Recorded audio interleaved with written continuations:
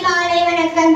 நான் இப்பொழுது தீபாவளி சிறப்பை பற்றி பேச வந்துள்ளேன். பூமியின் புத்திரன் நரகாசுரனை தேவகி புத்திரன் கிருஷ்ணரின் யுக்தியால் சத்தியபாமா வதம் செய்த நாளால் ராவனை வதைத்த பின் இலங்கையில் இருந்து ராவனும் சீதையும் அயோத்தி திரும்பிய நாளால் 24ஆம் தீர்த்தக்கரான மகாவீரர் முக்தி பெற்ற நாளால் தீபாவளி திருநாளை கொண்டாட இங்கு பலருக்கும் உண்டு பல பல காரணங்கள்.